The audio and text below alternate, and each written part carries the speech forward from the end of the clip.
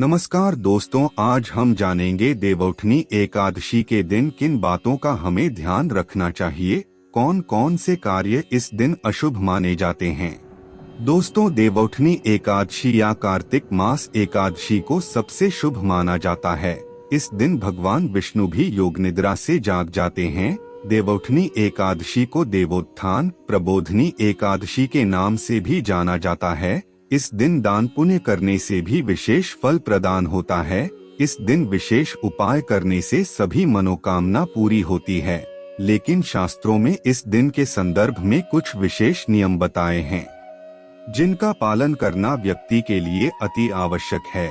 ऐसा न करने से व्यक्ति को पाप के समान फल प्राप्त होता है। आइए जानते हैं कि देवउठनी एकादशी के दिन क्या करें और क्या न करें। देवउठनी 11 के दिन भगवान विष्णु योग निद्रा से जागते हैं। इसके साथ ही सभी शुभ मांगलिक कार्य शुरू हो जाते हैं।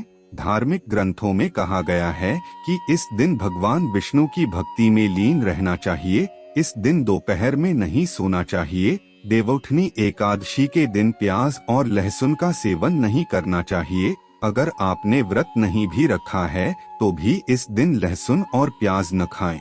यह तामसिक भोजन में आते हैं। इस दिन सात्विक भोजन ही करें।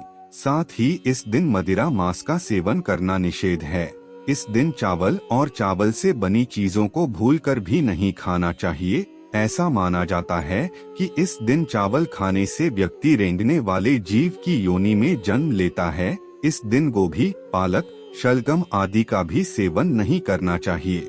इस दिन व्रत रखने वाले को किसी के साथ द्वेष नहीं रखना चाहिए। इस दिन घर या घर के बाहर किसी से लड़ाई झगड़ा नहीं करना चाहिए। एकादशी के दिन इंसान को चुगली, चोरी, क्रोध और झूठ नहीं बोलना चाहिए। ऐसा करने से भगवान विष्णु और मां लक्ष्मी नाराज होते हैं।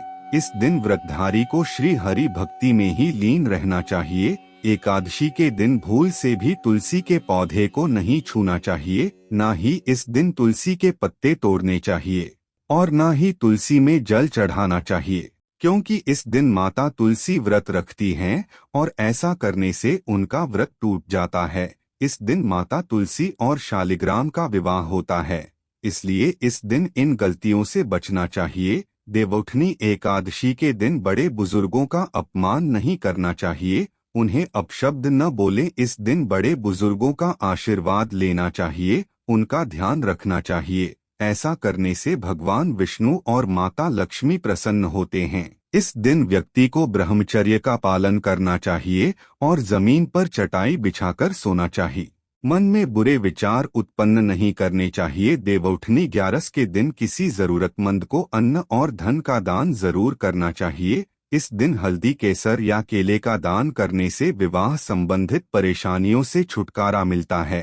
शास्त्रों में कहा गया है कि 11 के दिन व्रत रखने से व्यक्ति को मान सम्मान, धन, ऐश्वर्य और संतान सुख की प्राप्ति होती है। इस दिन व्रत रखने और दान पूर्ण करने से पितरों को मोक्ष की प्राप्ति होती है। इस दिन संभव हो तो किसी तीर्थ स्थल पर स्नान करना चाहिए। अगर ऐसा नहीं कर सकते तो घर पर स्नान करते वक्त पानी में थोड़ा सा गंगाजल डालकर स्नान करें। जो इन नियमों को नहीं मानता है उन्हें यमराज का कठोर दंड भोगना पड़ता है।